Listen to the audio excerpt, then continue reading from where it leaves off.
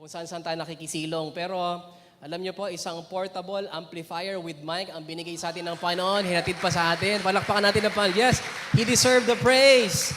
At kung meron po talagang vision, the Lord will provide. Amen. Kaya pakisabi sa iyong katabi, magkaroon ka ng vision. And the Lord will provide. Ano po? At pinagpapasalamat din natin yung presence ng ating mga kapatid from Valdez, United Methodist Church. Palakpakan nga po natin sila minsan pa. We thank you because you are an inspiration po sa amin. Although reopening pa lang po ito, nagbabalik kami sa mga basic things. Ano po?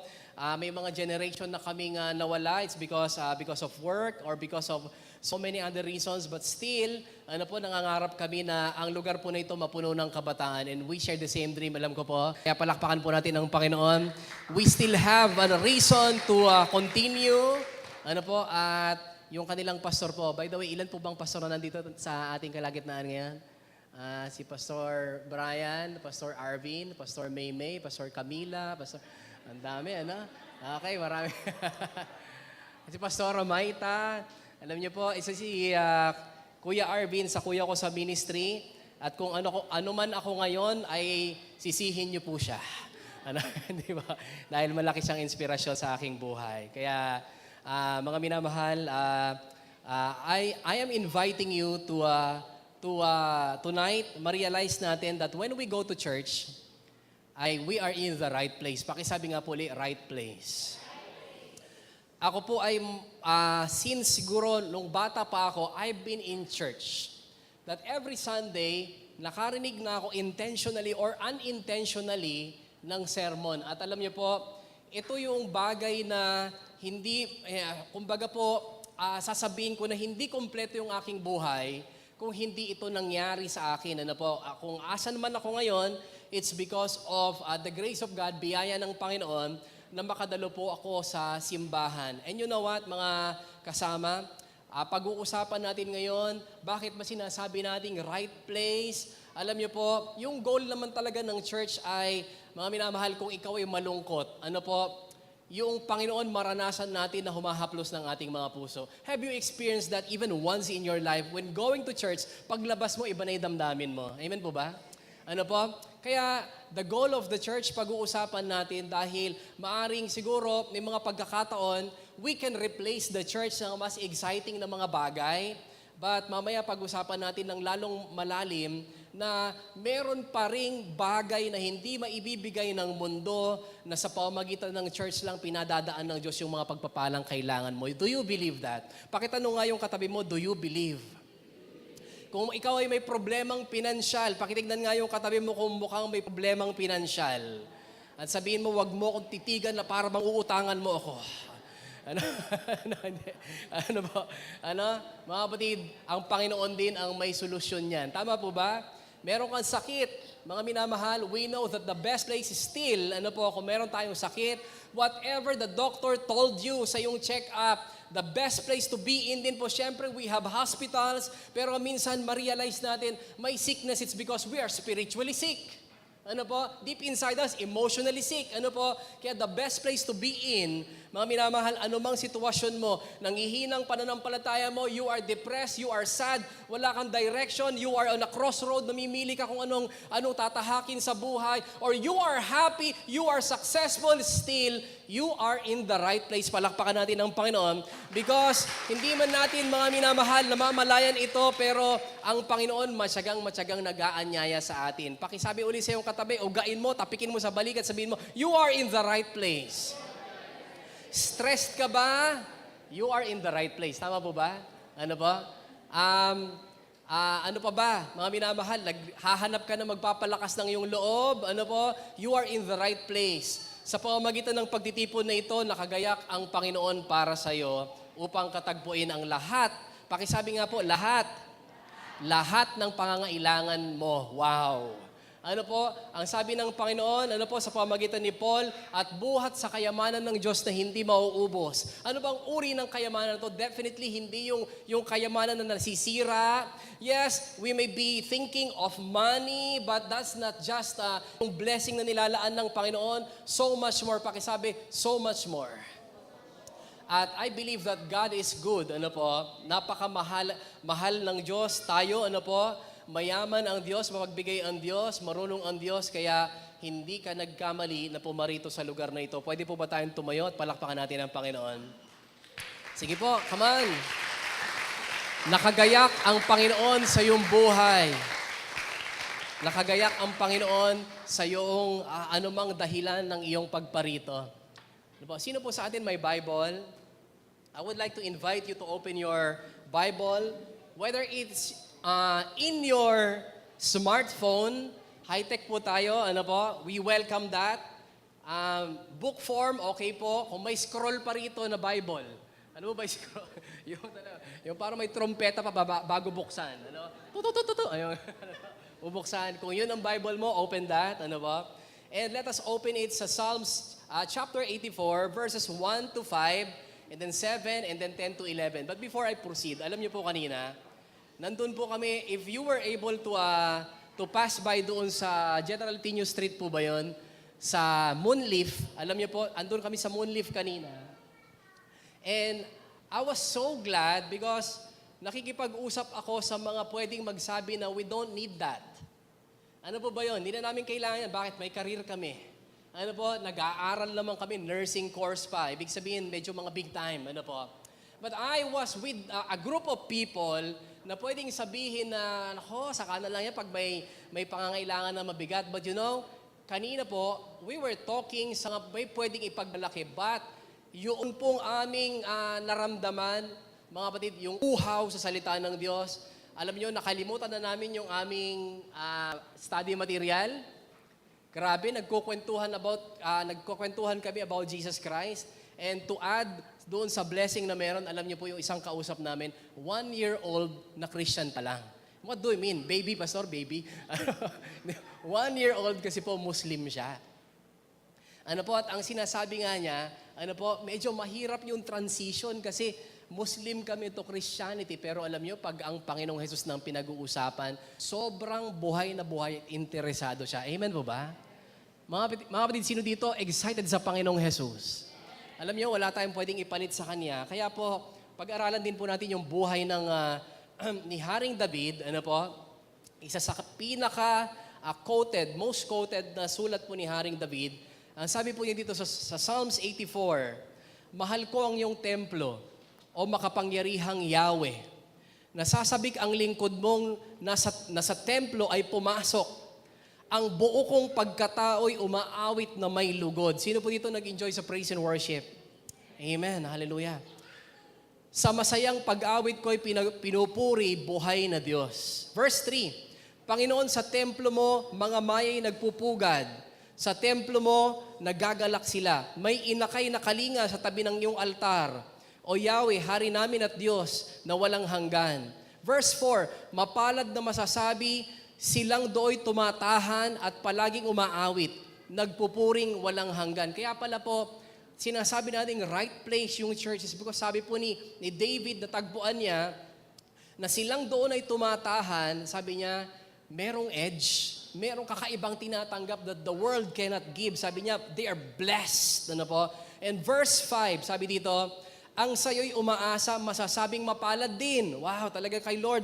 Ano po, laging benefits. Ano po, silang mga naghahangad sa Sion ay makakarating. And verse 7, habang sila'y lumalakad, lalo silang lumalakas. Have you heard people na bagsak pagpasok sa church, paglabas, they can face another week kahit na punong-puno ng challenge. This is the benefit po na meron po sa pagpunta sa church. Habang sila'y lumalakad, lalo silang lumalakas. Batid nilang sa Sion ang Diyos nilang hinahanap. Ano po, in verse 10 to 11, we will cut it short. Sabi ni King David, kahit isang araw lamang, mas gusto ko pa sa templo mo. Wow. And to think, mga minamahal, we're talking about a king, a rich person, an influential person, pero ang hangad ng kanyang puso at yung nakita po niya is really beyond riches, beyond fame, beyond kasikatan o anumang pwedeng ialok ng mundo. Kaya sabi niya, kung isang araw na lang ang buhay ko, sa templo mo ako lalagi. Amen po ba? Grabe, ano po? Kaysa 1,000 araw na ibang tahanan ko, gusto ko pang maging bantay ng iyong templo kaysa tumira ako sa bahay ng mga palalo. Pagkat ang Panginoong Yahweh, pag-asa at sanggalang, kami pinagpala mo sa pag-ibig mo at dangal. Hindi siya nagkakait ng anumang mabuting bagay, sa sino mang ang gawain ay matuwid at marangal. Pwede po ba tayong yumuko, tayo po'y manalangin? We thank you, Father, for your words. At nagpapasalamat kami dahil, Panginoon, muli naming sasariwain, Panginoon, ang biyaya, Panginoon, ng ipinag-aanyaya po sa amin. Panginoon, maaring nandito kami dahil may tulay ka, may nag-anyaya. Panginoon, maaring meron kami sa aming puso, Panginoon, na naiisip na mas maganda yung tahanan, mas maganda yung lugar ng pahingahan, Panginoon, o may mas magandang lugar. But Lord God, we thank you dahil inaalaw ka naming mangusap sa amin ngayong gabi na ito. We have different situations, we have different reasons, we have different perceptions, Panginoon, sa simbahan. But Lord God, we allow you to speak tonight, Panginoon. Dahil, Panginoon, alam po namin, bahagi ng plano mo ang simbahan sa aming mga buhay. We allow you to speak. We allow you to be king in our lives. In Jesus' name, tayo pong natin magsabi ng Amen. At sabihin po natin sa ating katabi, God bless you. Sige po, palakpakan natin ang Panginoon. Amen. Okay. Hallelujah.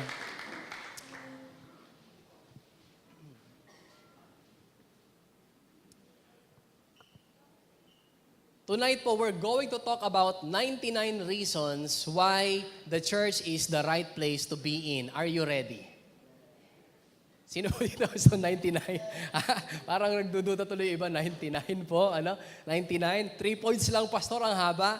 Mga minamahal. Yes, ganun kadami. 99 reasons why the church is the right place to be in every Sunday. Pero since I am merciful, maawain po ako.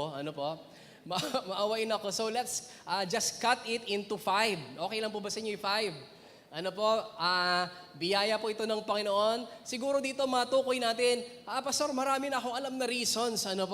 Yung pagpunta ng church, meron tayong mararanasan na kakaiba, saya, magkakaroon ka ng bagong kaibigan. Sino dito nakahanap ng bagong friends sa church?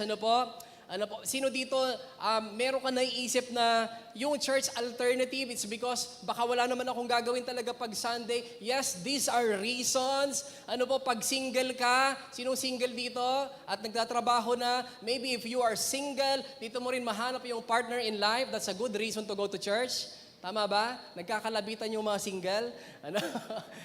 Okay lang yan. If you are working na, you will have the opportunity to worship God at marami pang iba. I just have enumerated some, pero let me focus on, the 5 things, pumili lang tayo ng ilan, and let us talk about number 1. Why do we go to church? Why we call it right place? By the way po, i-honor lang natin yung mga gumawa po nito, napuyat, napagod, palakpakan nga po natin nag-prepare. Palakpakan din po natin yung praise and worship team. Are you glad may praise and worship team po tayo? Amen? Sino pong masaya na meron tayong mga atimaan, Kuya Jay, Kuya Arvin, Kuya MJ, Pastor Carlo, at mga backup singers, mga minamahal. Alam nyo, they are a blessing, At isa sila sa nagdadagdag ng saya, bakit masaya yung church, But number 1, let us talk about, the Bible indicates, this is what we should do. When we were young, siguro narinig nyo na ang sarap kantahin, yung dulo, yung part ng kanta na ito na, the Bible tells me so. Do you remember that song? And nung bata tayo, parang gusto nating sabihin na, when the Bible says it, kapag sinabi ng Bible, then I wanna do it. Gusto kong gawin ito.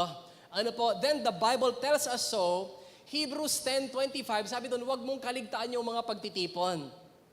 At itong mga pagtitipon na ito, dito natin nararanasan yung pagkilos ng Panginoon. At kapag kumilos siya, nasasabi natin, saktong-sakto. And I thank God po, naniniwala ko sa kalagitnaan, hindi tayo yung magsasabing walang kwenta si Jesus. Tama po ba? Wala sa atin mga ngahas magsabi na walang kwenta yung Diyos, wala namang kwento yung idea na may Diyos. Tayo nga po yung mga taong may banal na takot sa Diyos at sinasabi nating si Jesus ay Panginoon. Tama po ba? Amen po. Then, when the Lord says, na it's a good thing, na hindi tayo lumiban po sa mga pagtitipon, definitely, we believe that. Amen po. Naniniwala tayong it's a good thing na maging kasama sa mga pagtitipon. Kaya pinakamainam din na maipahayag natin sa ating buhay na wala ng ibang lugar na prioridad kapag linggo kundi ang simbahan. Tama po ba? It's because the Bible tells us so and we believe that. Wala na tayong ibang alternative, kundi ang simbahan. Hindi ang bed, masarap, lalo pag morning, kahit ako, may struggle ako kapag Sunday morning, at lalo na't malamig, ang sarap manatili sa bed. Buti na lang po, Sunday afternoon yung service natin, hindi na natin kailangan makipaglaban sa bed. Anong pinakikipaglabanan mo pag Sunday afternoon? But I hope that you have come to realize na wala tayong pwedeng ipalit sa simbahan. Hindi din ang mall. Do you believe that? Yung mall. Bagamat hindi bawal ang mall, pero pinupuno na ang kabanatuan ng mall. Santa Rosa may tinatayong mall. Talavera may tinatayong mall. Sa Makatbong may mall na din. In the near future, lulubog daw ang kabanatuan. Tayo hindi. Definitely, lilipat dito ang trabaho. Amen po ba? Lilipat dito ang sentro. Kaya magbalak-balak na yung NEUST, lumipat ng Makatbong. Dahil laging nababakbak. Biro lang, mga minamahal. Kung nasa church ka, kung nasa church tayo, sinasabi ng buhay natin, Lord, tama ka. Pastor, hindi ko pa naman masyadong nare-realize. But I would like to tell you, you are correct. You are in the right place tonight. At sinasabi ng buhay natin, Panginoon talaga si Jesus sa aking puso, hindi lang sa nguso. There are times na, do you believe in God? Yes. Do you believe that He will bless you? Yes. Do you believe that the right place during Sunday is the church? I don't know. Meron tayong pasubali. But this night, mga minamahal, sana po, if the Lord is Lord, mga minamahal, i-express din ng puso natin na tama ang lugar na pinaka-the best every Sunday is the church. Palakpakan nga po natin ang Panginoon. Why? It's because we are talking about this again. Maaring naaliw ka ng telenovela kasabay ng pagsamba, prayer meeting. Sino po ba dito nanonood ng telenovela? Alam na alam mo si Paloma. At minsan, idol mo na siya. Maaring naalaw ka sa telenovela o nadagdagan yung kaalaman mo dahil sa napanood mo sa TV, informative, si Kuya Kim, kapag linggo, pero hindi naman nasolusyonan yung suliranin mo. You miss something. Tama po ba? Maaring naaliw ka sa mall kasi naman napaka-attractive ng mall. Ang haba nung nilalakad mo, iniikot mo, pero you are enjoying there. May pinanood ka doon, may kinain ka doon, pero bago mo kinain, pinicturan mo muna. Bago nag-pray, napicturan muna. Habang di pa ginagalaw, okay lang naman yon. Pero mga minamahal, nandun ka, naaliw ka, pero baka nananatiling pulubi yung iyong kaluluwa dahil wala doon yung pangangailangan, pagkain kailangan na lalong mahalaga sa buhay mo. So, the best place to be in, mga minamahal, sabihin natin sa ating katabi, salamat sa Diyos. Nasa tamang lugar ako ngayon. At salamat sa Diyos, kasama kita ngayon. Alam niyo po si Tomas, he's one of the characters of the Bible. Si Tomas. Si Thomas ay tinatawag na the doubting Thomas. Ano ba yung doubting? Kapag may doubts ka, ibig sabihin you are on a shaky ground. Nauuga, you don't have peace. Most likely, andyan naman yung peace, but you don't have it. Bakit siya tinawag po na the doubting Thomas, mga minamahal? It's because there are so many meetings, maraming meetings na wala siya doon. Nabuhay na pala maguli yung Panginoon pero hindi siya makapaniwala. Kaya tinawag siya doubting Thomas. Naku, di totoo yan. Ipakita muna niya sa akin yung kamay niya na butas. Mga minamahal, andun na sana yung peace, andun na sana yung joy, ano po, andun na sana pwede niyang pakinabangan, but the same thing, mga minamahal, yung pagdududa niya at yung pagka-miss niya sa mga pagtitipon, bumara dun sa daloy ng mga pagpapalang dapat nasa kanya na. May mga baradong ugat po, ano?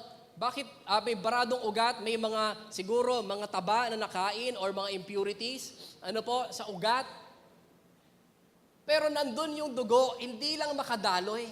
And the same thing po, mga minamahal, andun yung blessings ni Lord, hindi mapagdamot yung Panginoon. I don't know what kind of blessings you are thinking, ano po, but the blessings are there. Kaya lang, baka hindi makadaloy, like peace, ano po, kapayapaan, like ano pa bang mga blessings na kailangan natin, whether it's financial blessings, nandun, hindi wini-withhold ni Lord, kaya lang hindi makadaloy. It's because maybe, ano po, ang naririnig natin is not yung mga positive things, yung hindi makapagbibuild ng ating pananampalataya. That's why yung pananampalataya natin apektado na, hindi na siguro kuunlad, ganito lang ang buhay ko, ganito lang narating ng magulang ko, ganito lang kami, yung mga kabatch ko, ganito lang, so ganito na lang din siguro ako. But you know what? In church, we're talking about God has a great plan for you. Amen po ba? God has a great plan, but we have a part to play. Tama po ba? May plano lagi ang Diyos, laging maganda, but we have a role to do. Kaya po si Tomas, walang kapayapaan, pero nandun sana. Ano po? Hindi naman po sa nagalit yung Panginoong Yesus, pero sabi niya sa kanyang buhay, ano po kay Tomas, nakikinabang ka na sana ng kapayapaan. Kasi po, every time magpakita ang Panginoong Yesus, sabi niya, sumain niyo ang kapayapaan. But you know, in the heart of Thomas, nagda-doubt pa rin po siya. Nananatili siyang takot, nagtatanong, mga minamahal, may problema ba tayo? Iba ang lakas ng loob natin kapag nakarinig ng salita ng Diyos. Tama po ba? But you know, you miss one Sunday, you miss one devotion. Ano po, ang nangingibabaw na sa isip natin, mangyari pa kaya? Ano? Concern kaya talaga yung Lord sa akin? Ano po? At talaga bang may magandang plano yung Lord sa akin? Parang nakikita ko hindi. You know what? May revelation ng Panginoon. You have a great future. Pero dito yung realization medyo makamalayo. Ano po yung in-between? Mahirap na part ito. Bakit? Dito yung testing of faith. Magtutuloy ka ba? Pero pag nakarinig ka ng salita ng Panginoon na itutuloy natin na makita yung mga hakbang ng Panginoon, araw-araw bago, and then yung point ng realization po, lalong malapit na. Why? It's because meron tayong sustento ng pananampalataya. I don't know what's your problem.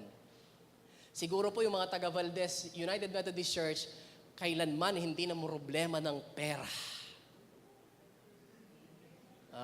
Buti na lang may nag-amen. Kilala ko po kayo. Taga-Talabutog Norte po ako. Joke lang. Pero, I don't know, mga estudyante, mga parents, what are our problems? May problema ka ba? I would like to tell you again, you are in the best place. You are in the right place. Palakpakan po natin ang Panginoon. May sakit ka, nagugulubihanan ka, pero naalala mong hindi pa tapos si Lord at siya'y manggagamot. Kaya pala sa church may mga gumagaling. Amen? Merong mga first time lang sa church, biglang gumaling, hindi pa nila masyadong alam kung ano nangyayari sa church because they are in the right place. Bakit po may mga nagiging successful po? Ang sabi po ng isang financial advisor, financial counselor, sabi niya sa 100,000 na kliyente ko, parang sila John Calob, sila Chinkitan, mga tumutulong na payamanin ng mga Pilipino, ang sabi ng isang financial advisor, sabi niya, I saw a stark difference. Sabi niya, yung mga tinutulungan kong yumaman, yumayaman talaga sila, but you know, the happier person doon sa group na ito, the more prosperous persons, those who are involved in a church. Amen po ba? So, i-google po nyo yan. At makikita natin, the healthiest people din po, those who are having involvement sa church. Kaya kung may sakit ka, maalala mong ang Diyos pala manggagamot, then another sense of hope nasa iyo. May financial kang pangangailangan, naalala natin, is yung isang pangalan ng Diyos, Jehovah Jireh, ang Diyos ang magbibigay. Amen po ba? Do you have financial problems? Sino po dito may financial problem? Itaas ang kamay. Amen. You are in the right place. because the God of this place is the Jehovah Jireh. Nalilito ka sa pagpili kung sino sa boyfriend mo. Ano? Hindi yon. Ano? Kung kailangan mo ng karunungan na humingi ng Diyos ng gabay, ano po? Karunungan ito. While somebody will dismiss, humingi na lang ako ng payo sa mga manghuhula, ano po, sa mga albularyo, etc. Mga kapatid, if you are in the church, ano po, magugulat ka, hindi ko naman sinabi kay pastor ha. But the solution came. Why? It's because the words of God, mga minamahal, ay buhay. Pakisabi nga po, buhay. At madalas po, sakto si Lord maging sa timing para sa'yo. Kaya pakisabi po sa katabi, salamat sa Diyos, nasa tamang lugar ako ngayon. Alam niyo po, sa nakakaunawa, hindi lang ito batas na dapat sundin, kundi isang bagay na dapat gawin. Bagamat sinabi po ng Panginoon, ano po, ginawa ng Panginoon, hindi ito batas. Ito isang bagay na masayang gawin. Number two, you will likely have some of life big questions answered. Masasagot. Ano po? Mga minamahal, hindi tayo nagsasawa at nahihiya na pag-usapan lagi. Alam niyo po doon sa Moonleaf kanina, alam niyo yung may mga sweldo na-discover lang namin. Sino dito sumusweldo na? Dumarating pa rin sa punto na tinatanong, dito ba talaga ako? Dito ba? O dito ba? Dito ba? Ano yung may mga tanong pa rin tayo. When I reach my 30, nung nag-30 years old po ako, natanong ko ulit, Lord, ano pa ang plano mo sa buhay ko? What's the purpose? Si Mama Ann, siyempre, nung nag-40 siya, hindi, joke lang. Nabiro lang. Okay. O, kita nyo, pag nilalait ko si Mama Ann, sumisigla kayo. Kayo talaga. Hindi pa, biro lang. Siyempre, there are times that we have to ask. Grabe, 36 na ako, 35 na ako, 25 na ako. You know what? Isa pa pong bagay, baka hindi lang natin nanonotice. Kapag graduate ka na ng college, may mga tanong uli sa buhay mo. Purpose. Matapos ka magtagumpay, sunod-sunod tagumpay mo, yung puso mo naghahagilap. Parang may kulang, hungkag. Kulang. Pinuno ko na nga. Pinuno ko ng boyfriend. Pinuno ko ng relationship. Pinuno ko ng iba't ibang mga bagay. Pinuno ko na ng iba't ibang mga libangan. Pero hungkag. Definitely, mga minamahal, meron pong pinag-aaralan. Bakit? Meron ding level na parang pag age 23, sino po mga 23? Dito yung time na talaga so soul searching. Kasi sa trabaho, dati ikaw yung bunso, pag 23 ka na, meron ng bagong bunso. Hindi na ikaw yung fresh grad, hindi na ikaw yung tinatawag na pinakabata yan, pero excellent. Merong mga bago, we are searching. Kaya po, nalaman namin kanina na kahit mga earning na pala, meron ng career, kailangan pa rin pag-usapan ito. And we thank God it's because yung church din po, tinutulungan tayong sagutin ang mga bagay na ito, mga tanong natin na ito. Kasi ang mundo, aktibo pong magnakaw ng atensyon natin. Gustong gawin tayong walang kabuluhan. Natatangay lang sa daloy ng mundo, andiyan kanina, nawala na ng di mo namamalayan. Bakit? Kasi kamukha na ng mundo. Mga minamahal, ano ba yung mga tanong natin na ito? Ano ba yung mga tanong ng tao na ito? Mayaman o mahirap? Alam niyo po, tinatanong, what's the purpose of life? Bakit ba ako buhay? Nagkaroon ka ng problema, baka matanong mo, bakit ba ako buhay pa? Nagkaroon ng sitwasyon na hindi maganda sa pamilya mo, bakit ba ako sa pamilya pa pinanganak na ito? We have questions, and sometimes, if we are looking, for the answers in the wrong places, devastated tayo. Sa halip na matulungan tayo, alam niyo po, there are people, naghahanap po ng pagmamahal ng tatay.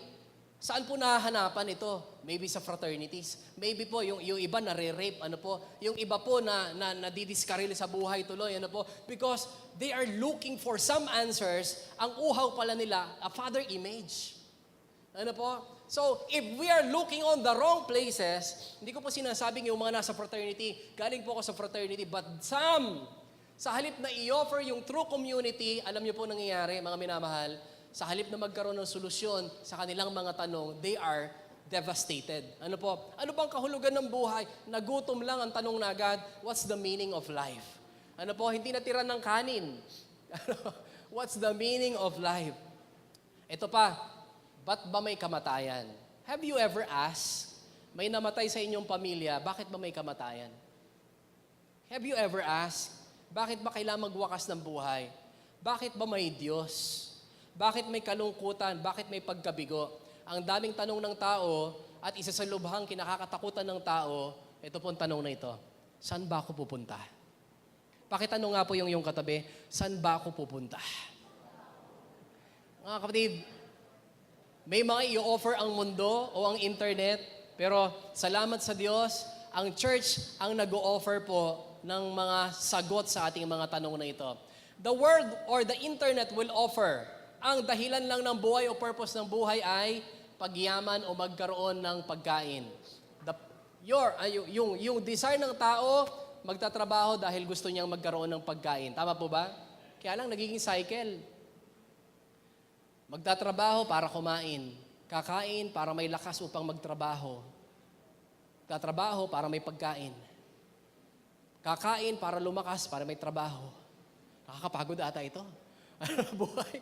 There's more to life than work. Amen po ba? Kaya habang sinasabi ng mundo, career, pagyaman, magkaroon ng pagkain, magkaroon ng sasakyan, these things are not bad, pero pag ito na yung priorities ng buhay mo, kapatid, kulang. Kapatid, salat. Ano pa po, mga minamahal? Ito po, ang tinuturo po ng mundo, tinuturo ng internet, tinuturo marahil ng mga nasa paligid natin. Ito po mga minamahal, I hope may rated PG tayo, but I would like to tell you this, as early as this, ang tinuturo po ng mundo, sex is the purpose of life. Ano po? Sex lang, walang commitment. Ano po? Minamahal, kahit sino. Okay, ano ba yung kawangis nito? Parang hayop lang. But we were created above animals. Tama po ba? Ano po ba yun? Bakit sinabi mo, Pastor, parang hayop lang? Parang aso lang. Hello? Hello po? Andyan pa po ba kayo? Kung sinasabi ng pastor ito, di ko maintindihan. Ang banal, ang banal. ang banal. Hindi po, pag-usapan natin realidad. Sex lang, walang commitment. Mga kapatid, yun ang aso, hindi niya kakakilala, hindi niya alam yung pangalan ng kanyang natagpo ang partner eh. Anong pangalan mo? Brownie. Ha? Brownie ba?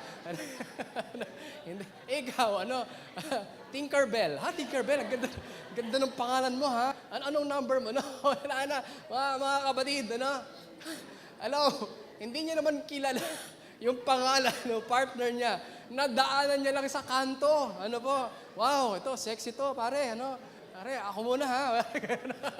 Kapatid, but we're just making it funny, but it's an issue dahil pagkatapos po nito, yung mga involved dito, mga minamahal, ang nagiging tingin sa sarili, basura.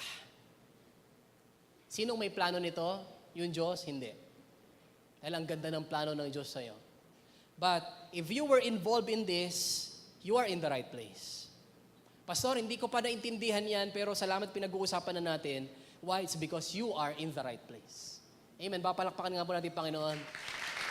Ano po? Ang tinuturo po ng mundo, magpakasaya lang, happy lang, kahit walang meaning. Ano po? Basta tumatawa lang. Anong tinatawanan nyo? Hindi ko alam. Pagod na yung puso. Ano po? Tumatawa lang. Ano ba? Nasubukan nyo na ba yun? Magdamag lang kayong tumatawa. Ba't ba tayo tumatawa? Hindi ko alam. Hello po. Mga kapatid, happy lang, walang kwenta. Ano po? Mga kapatid, happy lang, walang meaning. Ano po? Happy lang, walang meaning. Ano po? At pagkatapos ito, mamatay. Ano po? Ito daw yung sinasabi ng mundo. Yung iba tinatawag po ito hedonism. Ano ba yung hedonism? Gawin mo na lahat ngayon kasi mamamatay ka na bukas. Pakisabi nga sa iyong katabi, mamamatay ka na bukas. Nakagayak ka ba? Yun naman ang tanong natin. May pupuntahan ka? Meron kang pupuntahan. Yung mundo sabi, gawin mo ng lahat kasi pag namatay ka, wala na. Yun na, ending. Finito! Tapos na. Hindi po, mga minamahal. Kaya minsan, inaayawan yung idea ng may Diyos. Kaya sinasabi ng ilan, ayaw ko ng idea ng Diyos kasi matalino tayo. Hindi dapat tayo nagpapa-apekto na may Diyos, ganyan. Hindi. Alam niyo po ba, excuse lang po yun dahil ang kanilang gustong gawin, yung kanilang pita ng laman. Alisin na natin yung idea ng Diyos na gustong kumontrol, gustong makialam dahil dapat magpakasaya tayo dahil pag tumanda na tayo, mahirap nang gawin ito, mamamatay rin lang tayo, ba't hindi pa natin i-enjoy ang ino-offer ng mundo? Mga minamahal, ang tingin po kasi ng mga tao na ito, hindi natin sila dinadown, we love them, but you know what? They see God as a killjoy. KJ. Pero mga minamahal, alam po ba natin yung kahulugan kung ganito lang yung buhay natin, ito lang yung mga hinahangad natin, tayo, tama yung sinasabi siguro ni Charles Darwin, tayo ay nagmula sa mga hayop lang. Do you believe that? Pakitignan nga yung katabi mo kung mukha talagang ang ninuno niya ay unggoy. Pastor, may pruweba ako. O sige, I drop my case. Pero mga minamahal, tayo po ay nilikha ng Diyos. And we have a purpose. Ano ba ang trahedya sa buhay? Ang sabi po ni Miles Monroe, tagapayo ng maraming national elected officers po, maging ng kanyang bansa, maging ng US, ang sabi niya, the greatest tragedy of life is not death, hindi yung mamatay, yes, tragic yung mamatay, pero sabi niya, may trahedya doon, nabubuhay ka ng walang layunin. Ang isa pang mahirap, may pera ka ng walang layunin. Destructive po yun. May pera ka, sustentado ka, or you have money, may mana ka, or mayaman ka talaga, but you don't have purpose, destructive po na buhay yun. Why? You don't know where to spend your money. Wala ka nang pakialam, just money. Kaya mga kapatid, sabihin nga po natin sa ating katabi, hindi ka hayop. Kahit sabihin ng iba, hindi ka hayop. Hindi ka hayop. Nilikha ka, kawangis ng Panginoon. Are you learning something tonight? Amen po ba? Number 3, you will have life. Mauunawaan natin ito dahil sa church. And when you have life, ang ibig sabihin daw ng enthusiastic, ng masiglang tao, masiglang inaabot yung pangarap, masiglang kumikilos, yung root word ng enthusiastic, ito yung totoong word na pinagkunan, entheos. Ano ba yon? En or inside, yung theos meaning God. Amen? Yung daw palang masigla, buhay na buhay, yung bang walang makapipigil para abutin yung pangarap, yung magkaroon ng gustong difference, umunlad, yung nakakapangarap kahit na parang ang hirap mangarap, mahirap lang pero ang taas ng pangarap, that's good. Mga kapatid, bakit natin nagagawa ito at bakit tayo nakakapagpatuloy? Kasi yung buhay nasa loob natin, nasa puso natin. The dreamers are the owners of the future. Tama po ba? Mga minamahal, yung may pangarap, hindi nagiging aksidente yung fulfillment ng pangarap. Kaya, yun pong SM sa Kabanatuan, I go to SM, it's not bad, pero yung SM, alam niyo po, kahit medyo nagtagal, ito muna ay nagsimula sa pangarap. Yung SM po, nagsimula lang sa utak muna. But now is a reality. Ibig sabihin po, kung gusto nating may mangyari sa future, one element dapat ay meron tayong dream. Pakisabi sa iyong katabi, mangarap ka. Hindi man tayo lahat magmamana ng bukid, ng milyones. Pero kung alam mong may Diyos na mahal ka at concerned sa iyo, magkakaroon ka ng pangarap dahil ang lakas ng Diyos mo. Tama po ba? Ang laki ng Diyos mo. Madalas, lalo po sa kabataan, we love the youth, kaya meron tayong night of worship, ito lang ang ginagawa ng kaaway. That's why we are making our kabataan aware of this, ninanakaw ng Diyos ang iyong future. Pakisabi sa iyong katabi, ninanakaw ng kaaway yung future mo. Akala mo isang desisyon lang ito, hindi, may pakikialam yung kaaway dito. Akala mo uso lang ito, hindi, may pakikialam yung kaaway dito. Akala mo masaya lang ito, walang epekto sa iyong buhay. Akala mo lang. Parang sinasabi kasi ng tao, I can always get away from this. Yung mga unang pagkakataon na lampasan mo, Uulitin mo uli, malalampasan ko uli ito. But you know what? Meron ng mga balik sa atin. May epekto na sa future natin. Alam niyo po, ito yung ginagawa ng kaaway sa ating mga kabataan, sa ating future. Bakit ba yung Pilipinas nananatiling mahirap? Alam niyo po, there's a cycle. Ano po? Pinagpupursigihan ng magulang, kaya lang merong mga umaagaw ng atensyon ng anak para abutin yung pangarap, naagaw yung atensyon. Ano po? Naagaw, nababaling sa iba't ibang activities. Ano po? Mga minamahal, sa halip na ma-focus sa dream, o mga minamahal, yung maling dream naman ang nauuna. Ano po yung mga maling dream? Yung dream girl muna. O dream boy muna. Hello po, pakitignan nga yung katabi. Mukha ka bang dream girl material? Ano? O kaya dream boy material ka ba? Ano po? At marami na po, to be honest, marami ng pag-aaral, ano po, psychology and sociology, ano po, madalas kapag nauna yung dream boy at dream girl, nagiging nightmare. Bangungot pala. Sana hindi ko na lang, parang ganun, na-realize mo, grabe pala, totoo si Charles Darwin, mukha palang unggoy. Nakakahiya, sinagot ko siya. Nung na-realize mo, hindi pala ako maubusan ng lalaki, grabe. Parang ganun. So, pero ang tingin mo na sa sarili mo, ang baba na, mga minamahal, it's because ninanakaw nung kaaway yung ating future. Sa pag-aaral po, ang mga tunay na successful, hindi lang mayayaman o mapipera, kundi mayaman, body, soul, and spirit. Pastor, ano ba yung body? You are healthy. Amen po ba? Hindi ka pa healthy ngayon. With the grace of God, kung siya ang titingin po sa atin, we are healthy. Pastor, ano yung soul? You are rich and truly happy. Masaya ka. Ano ba yung spirit? Body, soul, and spirit. You are holy. That's success. Amen po ba? Hindi pwedeng isang aspect lang, mapera ako, that's success. Why, mga minamahal? It's because somebody who is healthy, rich, happy, and holy, mga minamahal, bakit ba pwedeng mangyari ito sa atin? Somebody who is healthy, rich, happy, and holy died for you and me. Walang iba kundi ang Panginoong Jesus. Palakpakan po natin ang Panginoong Jesus. He wants you successful. He wants you alive. He wants you hindi lang yung pansamantalang masaya, but forever happy. Which leads us to number 4. Pakisabi nga po, number 4.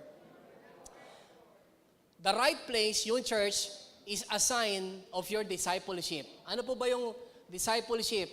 Sumusunod na tayo sa Panginoong Jesus. You are not just a member. Pinag-uusapan po namin ng council kanina, yung Matthew 16:24 na ang sinasabi po doon, if you will follow Christ, then you have to deny yourself. Sa Tagalog po, kung sino man ang gustong sumunod sa Panginoong Jesus, talikdan ang kanyang sarili, pasanin ang kanyang krus, at sumunod sa akin. Aba, hindi lang pala about, Lord, bless me. Lord, answer my prayer. Ito po minsan ang danger po ng ganitong uri ng pananampalataya. Pag nagtagal yung answer sa prayer, umaalis po kay Lord. That's why discipleship is so important. Lumalayo tayo, it's because we think yung Diyos po, genie. Ano ba yung genie? Pag hinaplos natin, may lalabas na, ano po ba yung sound ng genie? Ho, ho, ho, ho, ho. Santa Claus po yun. Santa Claus. Pero mukhang magkamukha naman. Parehas naman silang ginagrant yung wish. Nakaganyan, I'll grant your 3 wishes. Grabe, parang ganun po ang tingin natin kay Lord. Tagabigay ng wish. Kapag hindi na naibigay yung wish, wala ka pala Lord, Jesus ka pa naman.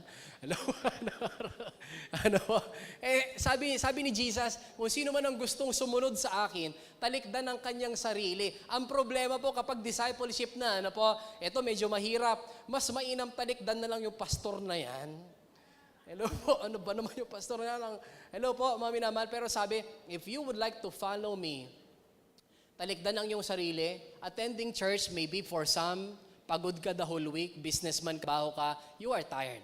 But you know what? It's a sign that you are a follower if you are in the right place every Sunday. Pakisabi nga sa iyong katabi, kaya pala nandito ka. Because you are a follower of Jesus. Mga minamahal, ito yung gustong gawin ng Panginoon sa atin. Yes, gusto niya tayong i-bless. But He wants to transform us to become the blessings too. Number 5, you will be able to worship God with other like-minded people. Ang sarap kayang kumanta, magpuri sa Diyos kasama ng mga Kristiyano, kapwa nating Kristiyano.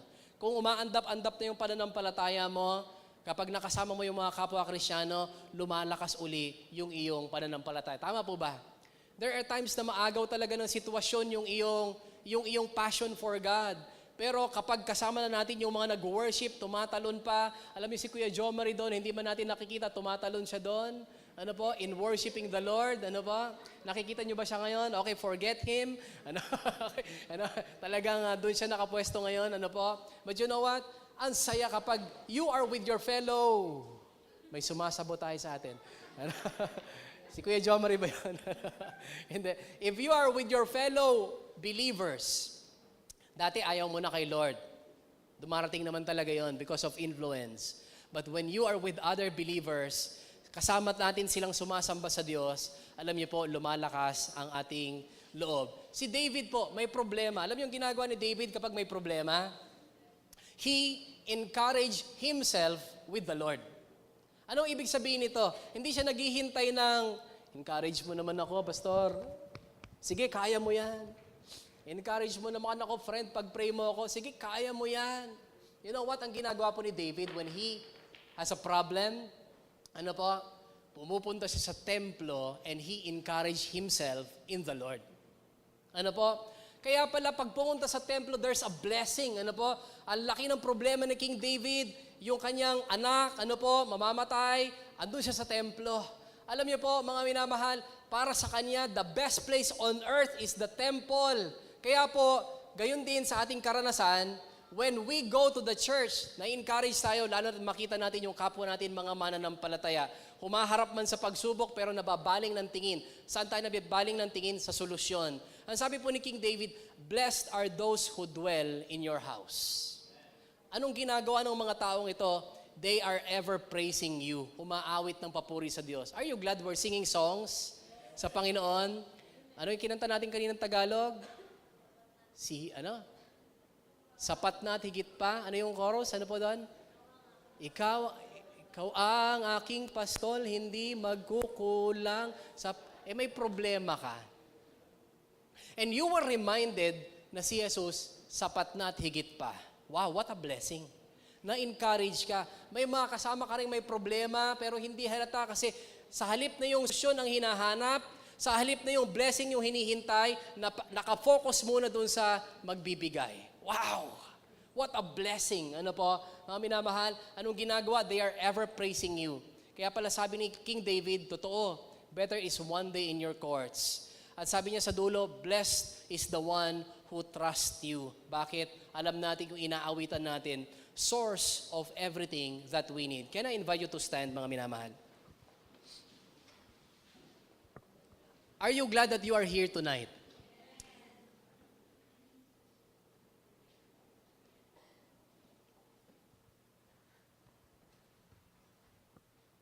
I would like to extend saying that ito rin po yung place that pwede tayong maging tayo. Malungkot talaga ako, pastor eh. Yes, this is the safest place to be sad. Bakit po, mga minamahal? Parang pagpapadoktor, kung tayo magpapadoktor, di natin, ano po ba nararamdaman mo? Okay lang naman po ako. Nahihiya tayo sa doktor. Ano nararamdaman mo? May masakit ba sa tiyan? Wala naman po. Pero sa bahay, umaaringking ka na sa sakit. You know, what you are doing is that hindi mo tinutulungan yung doktor na magkaroon din ng tamang diagnosis at tamang prognosis. Hindi natin hinahayaang matulungan tayo ng doktor. But this place, you are safe that when you are not okay, you can really say, I'm not okay, Lord. Kung sa iyong buhay, pagod ka na, this is also the right place to say, Lord, I'm tired. Why? The Lord is rest. He's not just the giver of rest. He is rest Himself. Ang sabi nga po, sa mga awit, hindi lang ikaw Savior ko, you are my salvation. Sabi ni Abraham,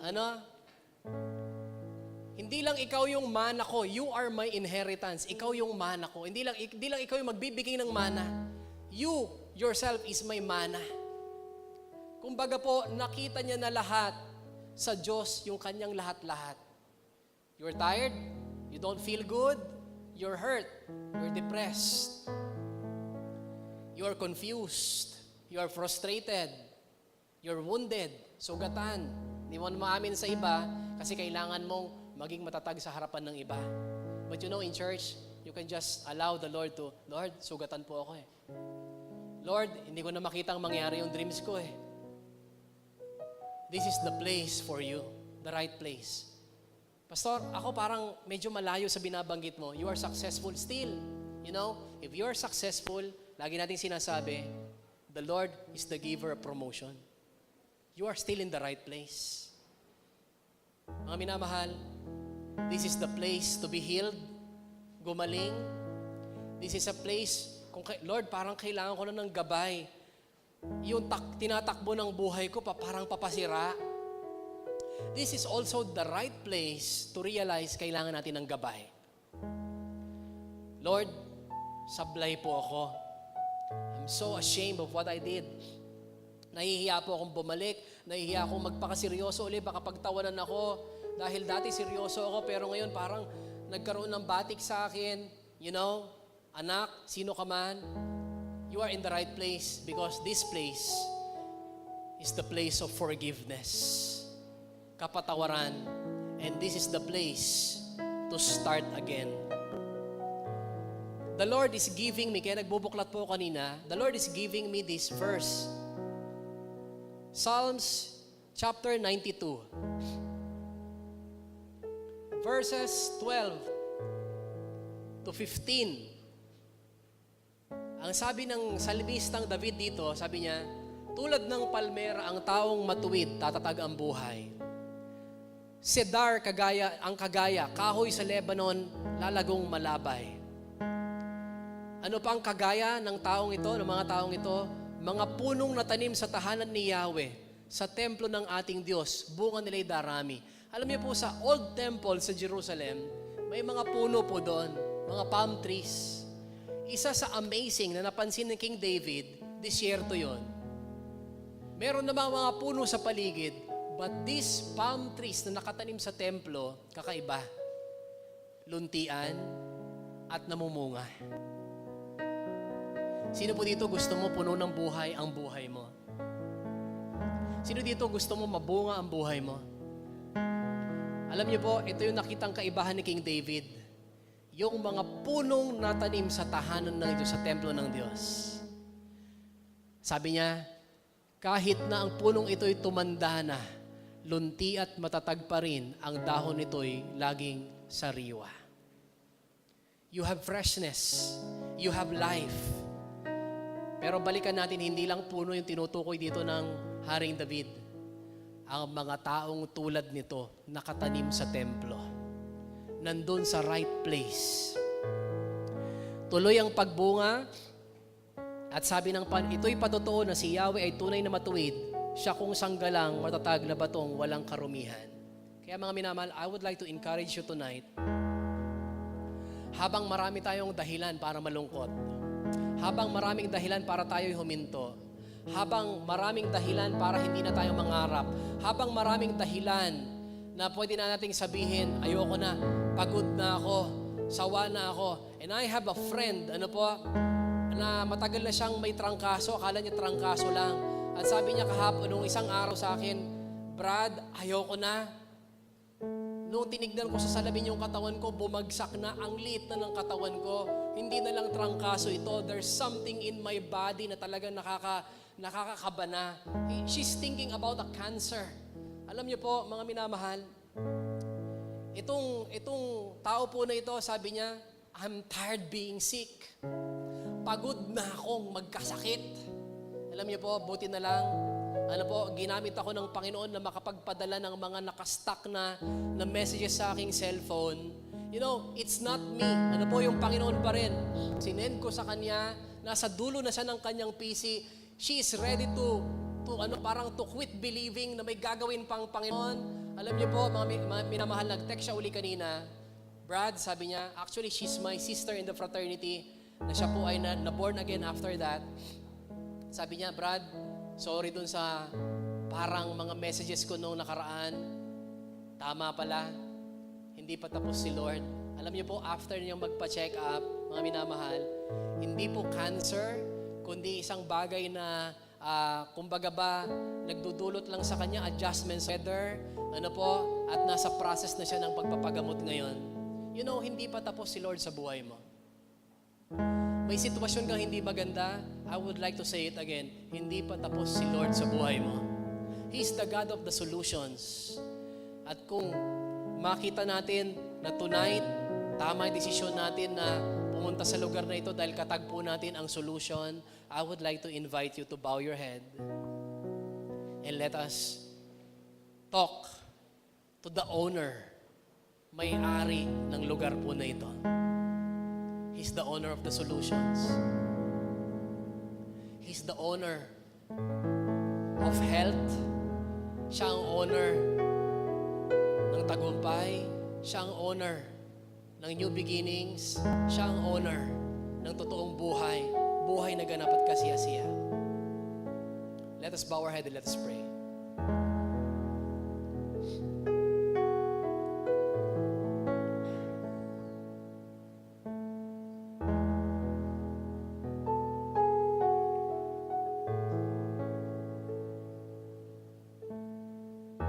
Lord, we thank you. Sinabi niyo po, it's always too early to quit. Dahil kayo po ay Diyos ng solusyon.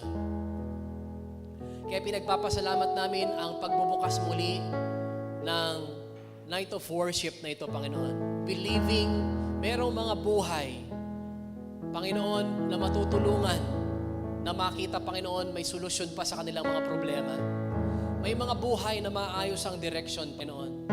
May mga buhay na makikita yung halaga ng kanilang buhay. May mga buhay, Panginoon, na makikita nila they have a future, Lord God, with you. Kaya pinagpapasalamat namin, tonight, we are on the right place. And we are talking about the benefits, Lord God. Marami pero ilan lang yung pinag-usapan namin. At alam po namin kayong patuloy na magpapatunay sa aming personal na karanasan, sa aming pananatili sa iyong templo, sa aming pagpapakalapit sa iyo, sa aming paglagi sa presensya mo, Panginoon, aming pananalangin, pag-aaral ng inyong salita, pagdako sa lugar na ito, we will soon discover sa aming sarili, Panginoon, na totoo, the church is the right place to be in every Sunday. Kaya, Panginoon, tulungan niyo po kami na manalaytay ito sa aming puso't isipan, maunawaan namin, Panginoon, wala kang hindi magandang plano para sa amin. Lord God, kundi pawang magaganda. But Lord, thank you also for revealing unto us that we have a part to play. Lord, we commit to you our Sundays. We commit to you, Lord God, our lives. Na Panginoon, we will spend our Sundays in this place. We will make it a priority.